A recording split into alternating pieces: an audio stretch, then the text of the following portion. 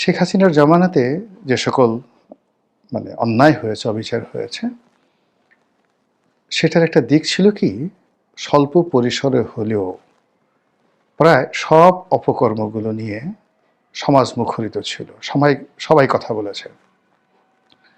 আপনি চিন্তা করুন, 2009 সন থেকে একেবারে 25 সন পর্যন্ত দেখুন তো, এখন আমরা যে বিষয়গুলো নিয়ে আলোচনা করছি, আওয়ামী লীগের বিরুদ্ধে, শেখ হাসিনার বিরুদ্ধে, তার একটা বিষয়ে ওনার শাসন আমলে গোপন ছিল কিনা? ছিল না। আমরা সবাই আলোচনা করেছি, সমালোচনা করেছি, প্রতিবাদ করেছি। এই প্রতিবাদ করতে গিয়ে অনেকে জেলে গেছেন, স্বাভাবিক নিয়মে।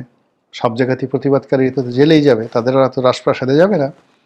অনেককে দুনিয়া থেকে সরিয়ে দেওয়া হয়েছে, গুম হয়েছে, আয়নাগর হয়েছে, কিন্তু প্রতিবাদটা চালু ছিল। এবং it's a beauty of democracy. কিন্তু দেখা গেল যে